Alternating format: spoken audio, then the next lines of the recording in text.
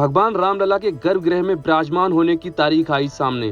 रामलला के मुख्य पुजारी आचार्य सत्येंद्र दास ने 24 जनवरी 2024 पर लगाई मोहर।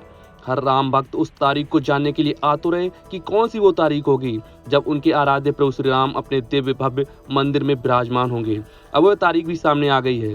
वह तारीख 24 जनवरी 2024 है।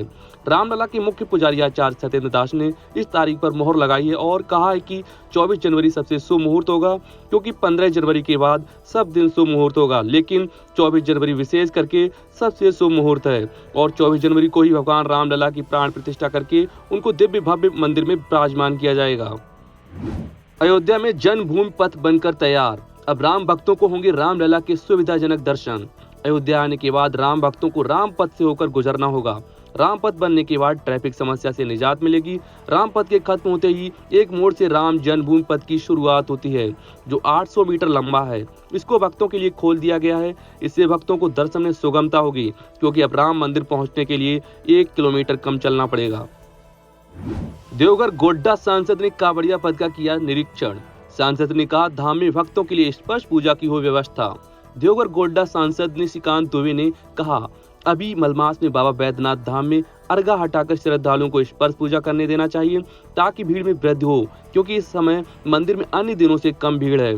इस बार का श्रावणी मेला सरकार का मेला है। सरकार व्यवस्थाएं वैसी करे जिसमें पैसे की बर्बादी न हो। पंचांग 31 जुलाई 2023 दिन सोमवार। इस दिन श्रावण मास और शुक्ल पक्ष रहेगा। त्रयोदशी तिथि सुबह 7:26 तक, फिर चतुर्थी तिथि पूर्वाषाढ़ा नक्षत्र रात 6:58 तक, फिर उत्तराषाढ़ा नक्षत्र चंद्रमा धनु राशि में, सूर्य कर्क राशि में। अभिजीत मुहूर्त दोपहर 12 बजे से दोपहर 12:54 तक। राहु काल सुबह 7:23 से सुबह 9:05 तक। दिशाशूल पूर्व।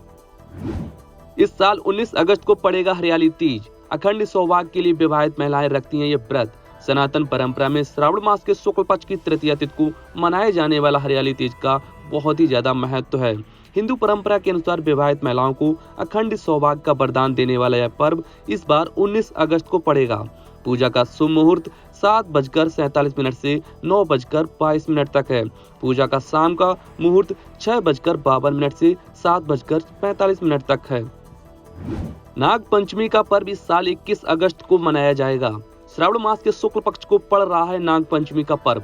पंचांग के अनुसार इस साल श्रावण मास के शुक्ल पक्ष में पड़ने वाला नाग पंचमी का पर्व 21 अगस्त 2023 को मनाया जाएगा। इस साल श्रावण मास के शुक्ल पक्ष की पंचमी की पूजा का शुभ मुहूर्त सुबह 5:53 से लेकर 8:30 तक रहेगा। रक्षाबंधन इस साल 30 अगस्त को मनाया जाएगा। रक्षाबंधन को बहनें अपने भाई की कलाई में बांधेंगी राखी। बहनों को रक्षाबंधन के पर्व का पूरे साल इंतजार रहता है। रक्षाबंधन इस साल 30 अगस्त 2023 को मनाया जाएगा। पंचांग के अनुसार यह पर्व हर साल श्रावण मास के शुक्ल पक्ष की पूर्णिमा के दिन मनाया जाता है। इस साल भाई की कलाई में राखी बांधने का शुभ मुहूर्त 30 अगस्त 2023 को सुबह 9:01 के बाद प्रारंभ होगा। गणपति उत्सव पर लोगों को तोहफा। मध्य और वेस्टर्न रेलवे मिलकर चलाएंगे 250 से ज्यादा स्पेशल ट्रेनें। गणेश चतुर्थी मनाने के लिए हर साल कई लोग अपने गांव की ओर भागते हैं। ऐसे में रेलवे यात्रा के लिए टिकट मिलना काफी मुश्किल हो जाता है। इसी परेशानी से निजात दिलाने के लिए इस बार सेंट्रल रेलवे ने मुंबई कुदाल के बीच गणपति स्पेशल ट्रेनें चलाने का निर्णय लिया है। पुरी और अयोध्या समेत कई धार्मिक स्थलों के दर्शन करा रहा IRCTC। IRCTC ने एक बेहद ही शानदार टूर पैकेज को किया लॉन्च। IRCTC समय समय पर यात्रियों के लिए कई टूर पैकेज लॉन्च करता रहता है। विभिन्न आय वर्गों को ध्यान में रखते हुए ये टूर पैकेज भी अलग अलग होते हैं। अगर आप प्रमुख धार्मिक स्थलों के दर्शन करने की योजना बना रहे हैं, ऐसे में IRCTC ने एक बेहद ही शानदार टूर पैकेज को लॉन्च किया है। इस पैकेज के अंतर्गत आपको अयोध्या, गया, काशी, कोणार्क, प्रयागराज और कई महत्वपूर्ण धार्मिक स्थलों के दर्शन करने का मौका मिल रहा है। अगर आप 2 या 3 लोगों के साथ यात्रा कर रहे हैं, ऐसे में इकोनॉमी क्लास में प्रति व्यक्ति किराया 15,075 रुपए है, स्टैंडर्ड क्लास में 23,875 और कंफर्ट में 31,260 रुपए है। केदारनाथ मंदिर के शिखर से ऊंचे बन रहे भवनों का तीर्थ पुरोहित करेंगे विरोध। निर्माण कार्य न रोके जाने पर केदारनाथ में किया जाएगा आंदोलन। केदारनाथ धाम के तीर्थ पुरोहितों ने केदारनाथ मंदिर के शिखर से अधिक ऊंचाई के बन रहे भवनों का विरोध जताया है। तीर्थ पुरोहितों का कहना है कि धाम में मंदिर के शिखर से ऊपर कोई भी भवन नहीं बनाना चाहिए। आज तक धाम में कोई भवन ऐसा नहीं बना है जो मंदिर के शिखर से अधिक ऊंचा हो।